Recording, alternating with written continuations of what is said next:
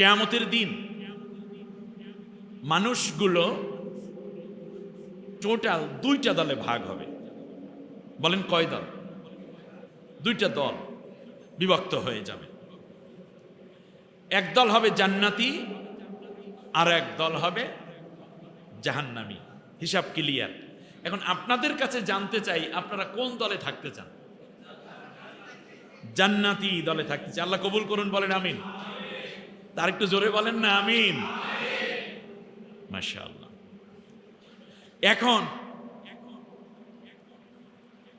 জান্নাতি এবং জাহান্নামী দুই দল যখন বিভক্ত হবে, হাসরের ময়দান থেকে যেই জায়গায় থেকে দুইটা আলাদা হবে, ওই আলাদার জায়গাটার নাম হচ্ছে আরাফ।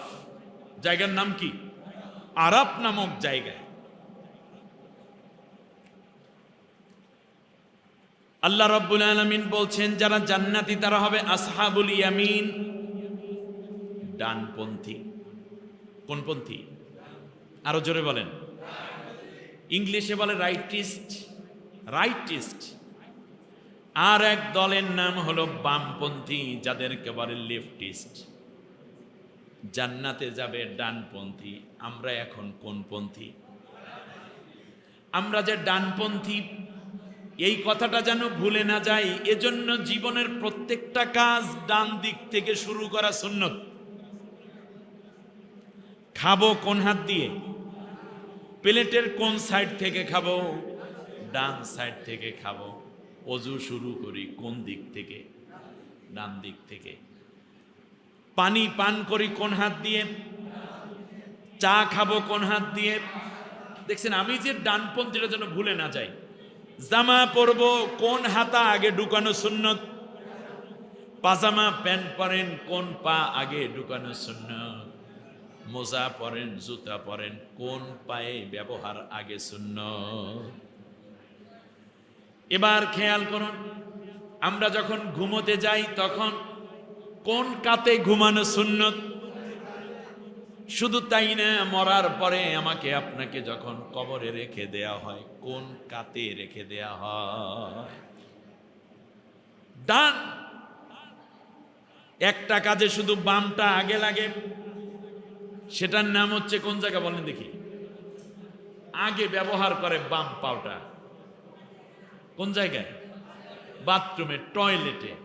অতএব বামপন্থী যারা, ওদের টয়লেট পরিষ্কারের কাজে লাগে, আর না হলে দেশে আর কোনো কাজে তাদের দরকার নাই। ঠিক না বলেন? বামরা পৃথিবীতে সবচেয়ে বড় বিশৃঙ্খলা সৃষ্টিকারী। এদের মাথার ভিতর শুধু শয়তানি আর শয়তানি।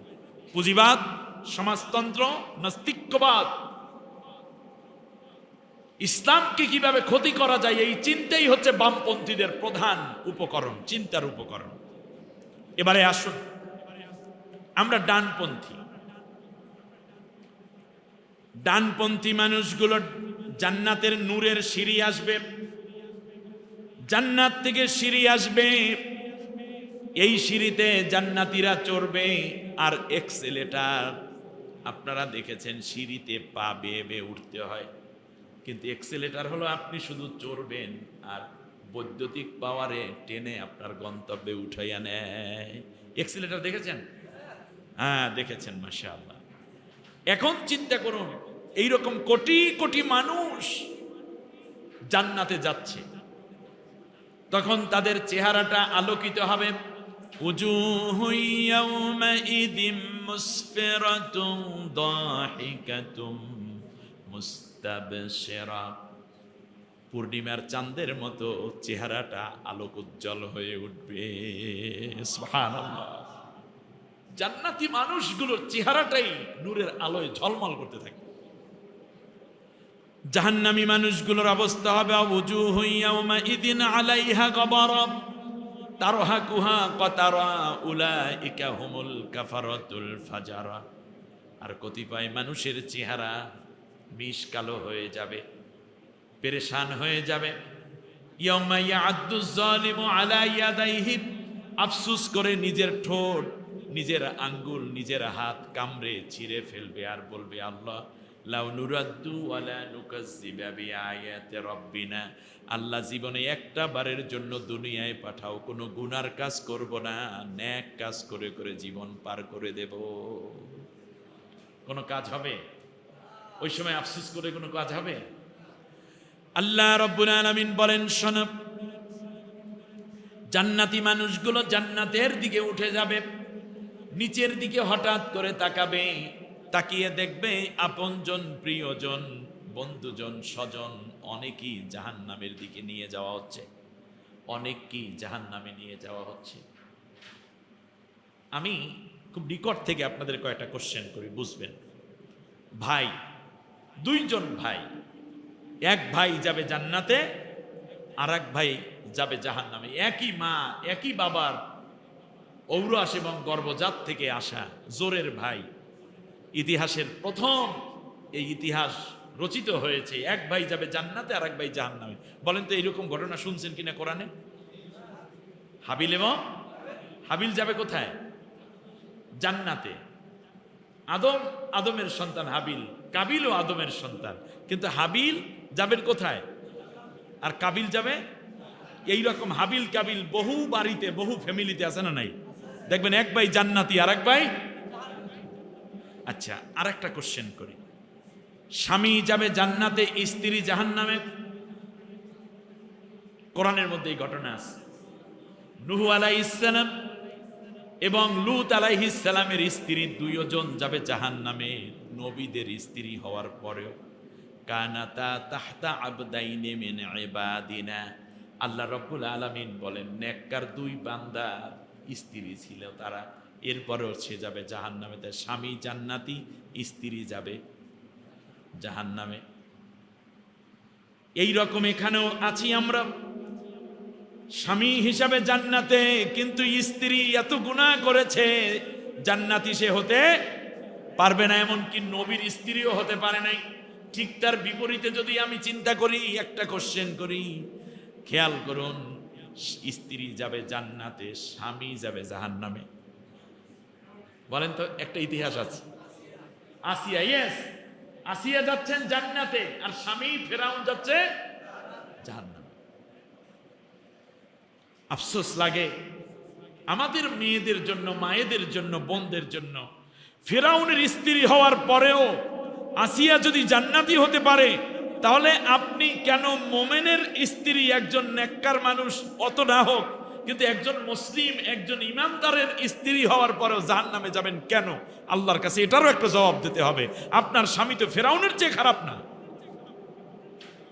সুতরাং নারীদের বেসিক দায়িত্বগুলো বুঝে নেওয়া দরকার। এই মাহফিল আজকে কত দেখলাম, 65তম একটা তাফসীর মাহফিল, একটা হচ্ছে। আমি তো মনে করি আগামী এবছর তো যেভাবে হলো, আগামী বছর এর চেয়ে একটু ভালো চিন্তা ভাবনা করে হুজুরের কাছ থেকে সময় নিয়ে একটা বড় আয়োজন করেন, সেখানে মহিলা সমাবেশ করেন কেবল নারীদের। কারণ নারীরা যদি ভালো না থাকে, ওই সমাজে আল্লামা নেসারউদ্দিন আর জন্মাইবে না। কারণ নেসারউদ্দিন রহমাতুল্লাহ কোনো না কোনো মায়েরই সন্তান। আজকে মা গুলো নষ্ট করে দেয়া হচ্ছে, বেপরদাগী নারীর সংখ্যা বেড়ে যাচ্ছে, মোবাইলে প্রেমের অভাব নাই, ফেসবুকের মধ্যে লেখালেখি, এরপরে গোপনে গোপনে এই রকম কথাবার্তা। খেয়াল করুন, আল্লামা শাহ কেরামত আলী জৈনপুরী রহমতুল্লাহ কোনো মায়েরই সন্তান। অতএব এই মা গুলোকে ধ্বংস করার জন্য বাতেলরা, ইহুদি খ্রিস্টিয়ানরা, আমার দেশের বিভিন্ন বুদ্ধিজীবী নামের পরজীবীরা, রামপামরা মিলে আমাদের মেয়েদেরকে ধ্বংস করা শুরু করে দিয়েছে, যাতে করে এই গর্বে আর কোনো নেককার সন্তান জন্ম নিতে না পারে। আমাদের মাদেরকে, মেয়েদেরকে, বোনদেরকে উন্নত আখলাকে গঠন না করতে পারলে এই সমাজে ভালো কেউ আর জন্ম হবে না। নেপোলিয়ান একজন অমুসলিম, কিন্তু তিনি বলেছিলেন, give me a good mother, I shall give you a good nation. তুমি আমাকে একটা ভালো মা দাও, আমি একটা ভালো জাতি উপহার দেব। সুবহানাল্লাহ। হযরতে আসিয়া রাদিয়াল্লাহু তাআলা আনহা জান্নাতে যাবেন, ফিরাউন যাচ্ছে কোথায়? এবারে একটা চিন্তা করেন দেখি, বাবা যাবে জান্নাতে, ছেলে যাবে জাহান্নামে। নূহ আলাইহিস সালাম, আল্লাহর পয়গম্বর নূহ আলাইহিস সালাম জান্নাতি, আর ছেলে হইল। এখানেও এরকম অনেকে আছেন যিনি জান্নাতে যাবেন বাবা নেক আমলের কারণে, কিন্তু ছেলে মদখোর, গাঁজাখোর, এডিক্টেড, ইয়াবা, ফেন্সিডিল, কোকেন, তার মারজুয়ারা, ফেথিলিনের সাথে সম্পর্ক, চরিত্র নাই, জুয়া খেলে, মিথ্যা বলে, নামাজ নাই, রোজা নাই, পর্দা নাই, পুশিদা নাই, হক হালালি নাই, মুস্তানি করে, অবৈধ অস্ত্র নিয়ে চলে। এরকম আছে না নাই? আছে। তাহলে বোঝা যায় বাবা আপনি পরহেজগার, আপনি জান্নাতি হতে পারলেন, নবীর সন্তানও জাহান্নামী হয়ে গেছে, কিন্তু মায়া আছে না নাই? আছে। ঠিক তার বিপরীতে যদি আর একটা কোশ্চেন করি, দেখেন বাবা জাহান্নামী কিন্তু ছেলে যাবে জান্নাতে। হ্যাঁ, আবু জেহেলের ছেলে ইকরামা জান্নাতি, কিন্তু আবু জেহেল, আব্দুল্লাহ ইবনে উবাই মুনাফিক সর্দার যাবে জাহান্নামে, তার ছেলের নামও আব্দুল্লাহ, সে হবে জান্নাতি, নবীর একনিষ্ঠ সাহাবী। কিন্তু তার চেয়েও আরো বড় একটা উদাহরণ আছে, হযরতে ইব্রাহিম আলাইহিস সালাম, মুসলমানদের জাতির পিতা। ইব্রাহিম আলাইহিস সালাম জান্নাতি, আর তার পিতা আজর জাহান্নামী। ঠিক না বলেন? তাহলে বোঝা যাচ্ছে যে কিয়ামতের ময়দানে এইরকম অনেক দৃশ্য দেখা যাবে যে নিকট একজন জান্নাতি, তারই কলিজার টুকরা আর একজন কি জাহান্নামী। জান্নাতি মানুষগুলো জান্নাতের সিঁড়ি দিয়ে উপরের দিকে উঠতে থাকবে, নিচের দিকে তাকিয়ে একটা কোশ্চেন করবে, মা সালাকাকুম ফি সাকর, এমন কি হলো আমি জান্নাতি আর তুমি জাহান্নামী, আমরা জান্নাতি আর তোমরা জাহান্নামী, কারণটা কি? কোশ্চেন করবে, মা সালাকাকুম ফি সাকর, তোমরা কেন জাহান্নামে যাও? একই সাথে বাজার করতাম, একই সাথে দোকানে সওদা করতাম, এক টিউবওয়েলের পানি পান করতাম, একই হোটেলে নাস্তা করতাম, এক গাড়িতে চড়ে ঢাকা যাইতাম, এক হলে ছাত্র জীবন কাটাইছি, এক ক্লাসের মধ্যে টিচিং নিয়েছিলাম। আজকে আমি জান্নাতি, তুমি কেন জাহান্নামী, কারণটা বলো দেখি। তখন জাহান্নামীরা স্বীকৃতি দেবে, ক্বালু লাম নাকু মিনাল মুসাল্লিনা ওয়া লাম নাকু নুতঈমুল মিসকিন ওয়া কুন্না নাখুযু মাআল খায়িদিন ওয়া কুন্না নুকাযযিবু বিয়াউমিদ্দিন। চার কারণে আমরা জাহান্নামে যাচ্ছি। তুমি আমার ভাই, বাবা ছেলেকে জিজ্ঞেস করবে তুই কপাল পোড়া দোজখে যাচ্ছিস কেন? আবার কখনো বা ছেলে জান্নাতি হয়ে বাবাকে জিজ্ঞেস করবে, আব্বা আমি জান্নাতি, আপনি কেন জাহান্নামী? স্বামী স্ত্রীকে প্রশ্ন করবে, প্রাণের স্ত্রী, একসাথে দীর্ঘটা দিন কাটাইলাম, সন্তান দিলা, ঘর করলা, আজকে আমি জান্নাতে যাই, আমার প্রাণের স্ত্রী তুমি কেন জাহান্নামে যাও? আবার কখনো স্ত্রী স্বামীকে জিজ্ঞেস করবে, কি ব্যাপার, আপনাকে তো দেখলে অনেক ভালোই লাগছিল, দীর্ঘদিন ঘর সংসার করলাম, আজকে আমি জান্নাতি, আপনি কেন জাহান্নামী? এমনি করে করে প্রশ্নের জবাব দিতে গিয়ে তারা বলবে, আমরা মূলত চার কারণে জাহান্নামী হয়েছি। কারণ কয়টা? আরো জোরে সবাই বলেন। চারটা। চার কারণে জাহান্নামী হয়ে গেছে। লাম নাকু মিনাল মুসাল্লিন, এক নম্বর কারণ হলো আমরা জাহান্নামী হওয়ার এক নম্বর কারণ হলো আজান হলে তোমরা নামাজে চলে যাইতা। আমরা একসাথে বৈশা নাস্তা পানি করতাম ঠিকই, নাস্তার টেবিল থেকে তুমি নামাজে মসজিদে চলে যাইতে, আর আজান হলে আমি এখান থেকে গুড়গুড় করে আর একটা সিগারেট ধরাইয়া বাড়ির দিকে রওনা করতাম। এক টেবিলের মধ্যে খাওয়ার সময় এক ছিলাম, কিন্তু নামাজে ছিলাম না। এরকম বন্ধু আছে না নাই? কালাইয়াতে এমন লোক আছে না নাই? আছে। ব্যবসায়ী আছে, শিক্ষক আছে, বাড়িওয়ালা আছে, গাড়িওয়ালা আছে, ব্যবসায়ী আছে, যারা নামাজ পড়ে না আর সব কিছুতে ঠিক আছে, খানা দানা ওঠা বসা সামাজিকতা সব ঠিক আছে, ঠিক নেই কি নামাজ। তাহলে মনে রাখবেন, যাদের নামাজ নাই তারা জান্নাতি না জাহান্নামী? আরো জোরে বলেন। শুধু তাই না, আপনি বাবা, আপনি নামাজ পড়তে আসেন, আপনার ছেলে এসি সাইরে ঘুমায় কিংবা শীতের দিনে কম্বল মুড়ি দিয়ে ঘুমায়, আপনি নামাজ পড়তে আসছেন ঠিকই, কিন্তু ছেলেটাকে আপনি জাহান্নামে ফেলাই আসলেন। আপনি পিতা হিসাবে ব্যর্থ, আপনি চূড়ান্ত স্বার্থপর। আপনার ছেলেকে আজকে যদি থানায় ধরে নেয়, ওই রাতে আপনার ঘুম নাই, পুলিশের পাও ধরেন, ওসিকে বলেন অমুক জায়গায় ফোন দেন, তমুক জায়গায় ফোন দেন, এমপিকে ফোন লাগান, আত্মীয় স্বজনকে বলেন, একটা রাত ছেলে জেলের মধ্যে থাকুক, আদালতে থাকুক, হাজতে থাকুক কিংবা থানায় থাকুক, আপনি চান না। আর আপনার সন্তান লক্ষ লক্ষ বছর জাহান্নামের আগুনে জ্বলবে, আপনি সেই জন্য আপনার কোনো পেরেশানি নাই। আপনার মতো নিষ্ঠুর পিতা, অযোগ্য পিতা পৃথিবীতে কে আছে?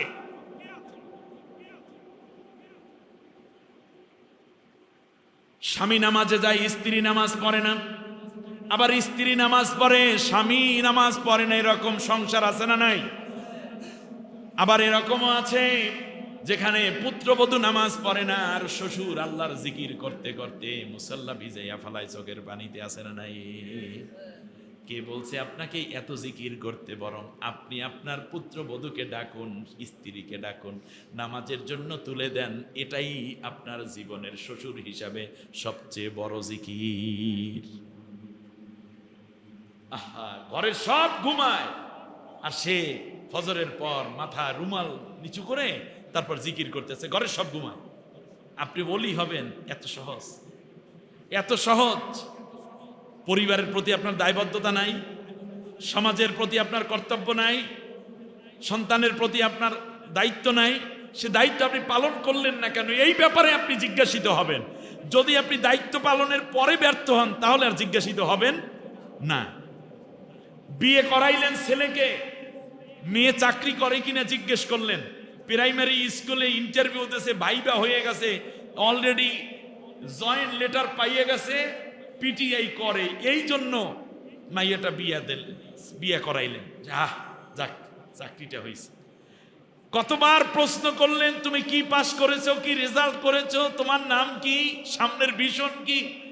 কিন্তু আপনি একবারও জিজ্ঞেস করলেন না, তুমি কি কোরআন পড়তে পারো, তুমি কি নামাজ পড়তে পারো, তা দোয়া কোনটা একটু বলো। এই প্রশ্ন তো আর এখন করেন না।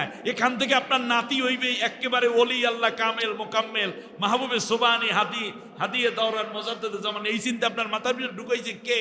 আপনি শ্বশুর হয়ে প্রথম যৌতুক দিয়া যেমন মেয়েটাকে এনেছেন, আর ওর ঘরে যা হবে তার রেজাল্ট হলো এই যে বৃদ্ধ বয়সে আপনাকে গলা ধাক্কা দিয়ে ঘর থেকে বের করে দিবে। আপনার কপাল আপনি পুড়িয়া খাইছেন। আপনি একবার তো নামাজের কথা জিজ্ঞেস করলেন না, বৌমা নামাজ পড়েছো, মাগো তুমি একটু কোরআন পড়ো, আমি একটু শুনি। কোথায় সেই কথাগুলো হারিয়ে গেল? এক নম্বর হলো লামনাকু মিনাল মুসাল্লিন, আপনারা নামাজি ছিলেন আর আমরা ছিলাম বেনমাজি, এই কারণে যাচ্ছি জাহান্নামে। কথায় কোনো ভেজাল আছে? বসতে কোনো অসুবিধা আছে? এখন এখানে এমন থাকতে পারেন যে হুজুর আমিও তো নামাজ পড়ি নাই, মাঝে মাঝে পড়ি, মাঝে মাঝে পড়ি না। তাদের ব্যাপারে আল্লাহ তাআলা বলছেন ফাওয়াইলুল লিল মুসাল্লিন আল্লাযীনা হুম আন সালাতিহিম সাহুন আল্লাযীনা হুম ইউরাউন। ওই নামাজীদের জন্য ওয়াইল দুজক, যেই নামাজি মাঝে মধ্যে নামাজ পড়ে আবার মাঝে মধ্যে নামাজ ছেড়ে দেয়। এরকম নামাজি আছে না নাই? আচ্ছা, দৈনিক নামাজ কয় ওয়াক্ত? শব্দটা বলেন তো। এই পাঁচটা কি? নামাজ তো বুঝলাম নামাজ, আর পাঁচটা কি? সংখ্যা। পাঁচ একটা অঙ্ক।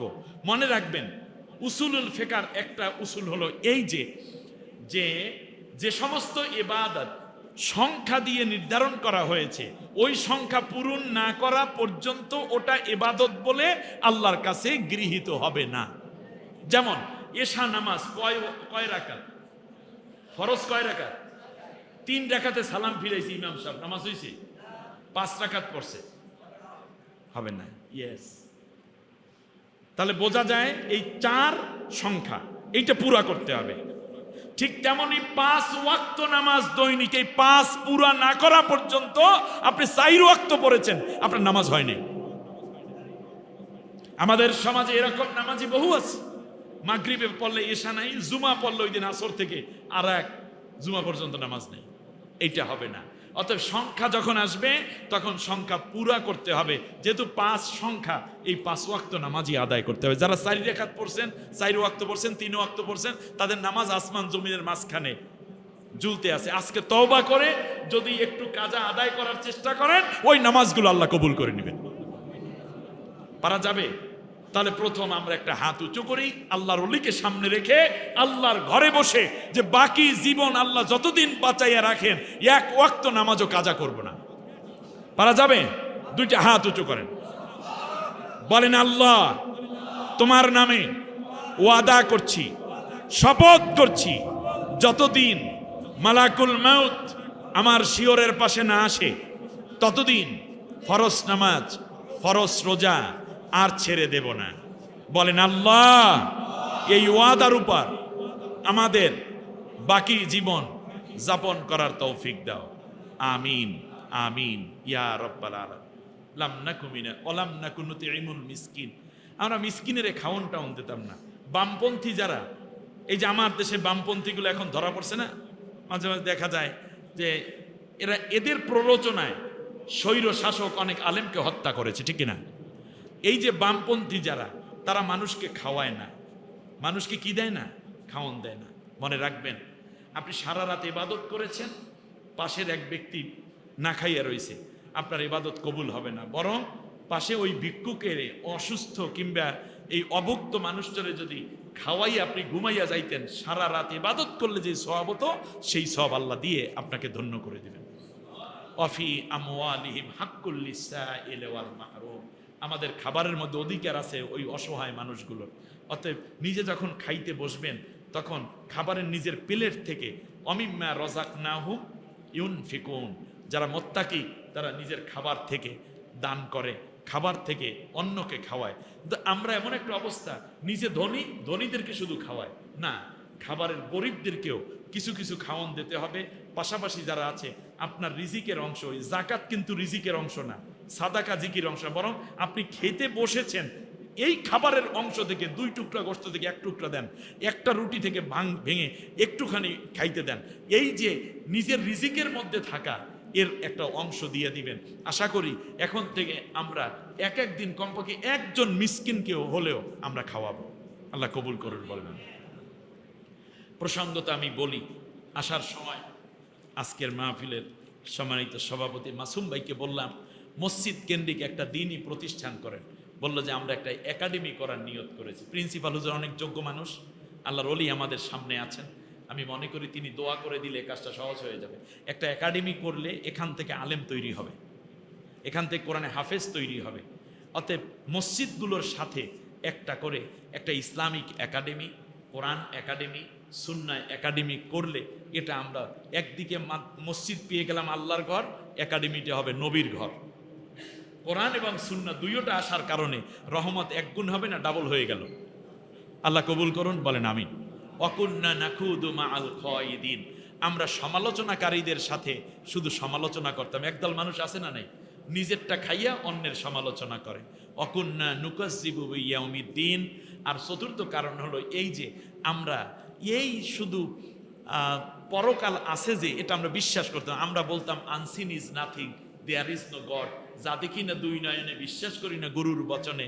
এই রকম তারা বলতো দুনিয়া তো মজা লোলো, দুনিয়া তুম হারি হায়, খাও দাও ফুর্তি করো, ইট ড্রিঙ্ক অ্যান্ড বি মেরি। এই যে পরকাল হবে, এটা হুজুরেরা বলতো, পিসাবেরা বলতো, আলেম ওলামারা বলতো। আমরা মনে করতাম এটা গল্প কাহিনী, কিন্তু আসলে যে এই পরকাল হয়ে গেছে এইটা তো আমরা আর এখন কিছু করার নাই ভাই।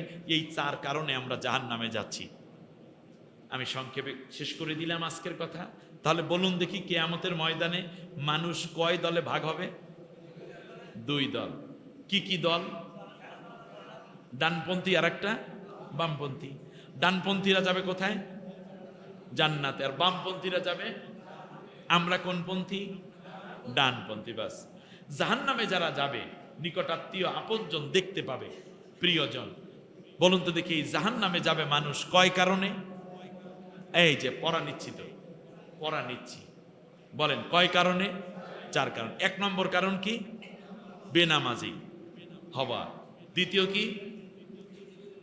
মিসকিনকে খাওয়ান, ইয়াতিম মিসকিন অসহায়কে খাবার না দেওয়া। 3 নম্বরে কি? বৈশা বৈশা শুধু অন্যের সমালোচনা করা। আমরা কি অন্যের সমালোচনা করব নাকি নিজের আত্মসমালোচনা করব? এইটি কি তাজকিয়া নফস বলে? আমার কি দোষ আছে, আমি কত গুনাহগার, এই জন্য আল্লাহর কাছে তওবা করা, কান্না করা, এটাই আমাদের উচিত। কারণ অন্যের গুনার বোঝা তো আমি বহন করব না, আমারটা আমারই বহন করতে হবে। আর চতুর্থ কারণ কি বলেন, যে কারণে জাহান্নামে যাবে মানুষ? পরকালকে অবিশ্বাস করা। তাহলে এর বিপরীতে আসেন, যে কারণে আবার জান্নাতে যাবে। 1 নম্বরে নামাজ ছেড়ে দেব না, মিসকিনকে সাধ্য অনুযায়ী খাবার দেব, বাইরে বাইরে বসে কারো অযথা সমালোচনা করব না, আর পরকালে জবাবদিহিতার অনুভূতি নিয়ে আমরা কাজ করব। আল্লাহ আমাদের সবাইকে তৌফিক দান করুন, আমিন। আমার কোনো কথায় আপনারা কষ্ট পেলে আল্লাহর রাস্তায় মাফ করে দিবেন। আসলে আল্লাহর ওলিকে বসিয়ে রেখে কথা বলা, এটা আমি মনে করি। আমি আবার অবশ্য এটার একটা আদব আমি দেখেছি, বিশেষ করে জৈনপুর দরবারের। আমি যেহেতু জৈনপুরের মুরিদ, তো সেজন্য অন্য কোনো দরবারের পীর মাশায়েখ আসলে স্বাভাবিকভাবে কথার আর স্পেস থাকে না। সারসিনার দরবার বলেন, সরমনাই বলেন, মোকামিয়া বলেন, ফুরফুরা বলেন, আটরশি বলেন, আসলে সাথে সাথেই মাইক ছেড়ে দিতে হয় এবং দেয়াই একেবারে, মানে আর কোনো সুযোগ থাকেও না, সুযোগ দেয়ও না। আমি ওয়াজও তো করতে আছি এই 32 বছর ধরে, তো সুযোগ থাকেও না, সুযোগ দেয়ও না। এটা কিন্তু ইয়ের জন্য না, মানে এটাই তাদের একটা সেলসেলা, এটা ট্র্যাডিশন, এটাকে আমি খারাপ নিচ্ছি না। কিন্তু আমি দেখেছি, আমি যখন শেষ করতে চাই তখন হাসনাইন আহমেদ নওয়ারাল্লাহু মারকাদা ওয়াজআলা জান্নাতা মাসওয়া, তিনি আমাকে হাত দিয়ে মাথায় বলতেন, আপনি কথা বলেন, আমি শুনি। আমাকে এনকারেজ করতেন।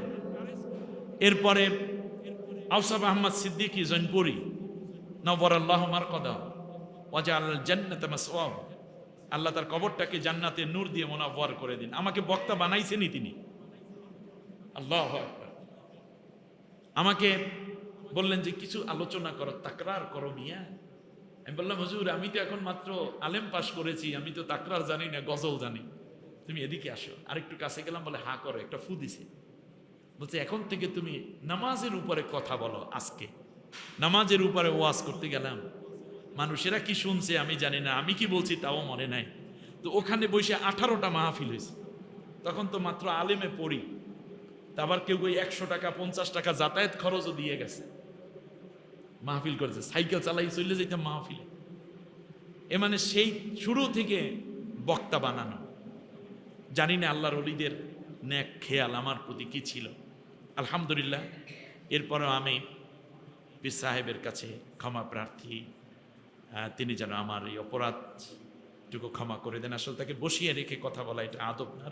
জৈনপুরি দরবারের হুজুররা তো খাস একান্ত মাকসুস কিছু কথা বলেন, তারা চান আলেমরা কথা বলুক, ওই কথাগুলোর উপরে মানুষ আমল তৈরি হোক, আর তারা ওইটার উপরে দোয়া করে যান। এটা এই দরবারের একটি দিক। যা হোক, আল্লাহ রব্বুল আলামিন এই মাহফিলকে কবুল করে নিন। আল্লাহ তাআলা যে দয়া করে আমাদেরকে তার ঘরে নিয়ে আসলেন, এজন্য মন খারাপ না ভালো? আল্লাহ তাআলা আগামী বছর যেন আরো বড় করে এই মাহফিলকে সাজাবার মতো তৌফিক দেন। আল্লাহ রব্বুল আলামিন এই 65 বছরে কত বক্তা, কত শ্রোতা, কত মুসল্লি, কত আয়োজক ছিলেন যারা আজকে নাই, আল্লাহ সকলকে মাফ করে জান্নাতুল ফেরদাউস নসিব করে দেন। বাংলাদেশকে আল্লাহ তাআলা সব ধরনের বিপদ আপদ থেকে হেফাজতে রাখুন। বাংলাদেশকে আল্লাহ সমৃদ্ধি দান করুন এবং বাংলাদেশকে আল্লাহ তাআলা কোরআনের দেশ হিসাবে মঞ্জুর করে নিন, আমিন। সুবহানাকাল্লাহুম্মা বিহামদিকা আশহাদু আল্লা ইলাহা ইল্লা আনতা আস্তাগফিরুকা ওয়া আতুবু ইলাইক। ওয়াসসালামু আলাইকুম ওয়া রাহমাতুল্লাহি ওয়া বারাকাতুহু।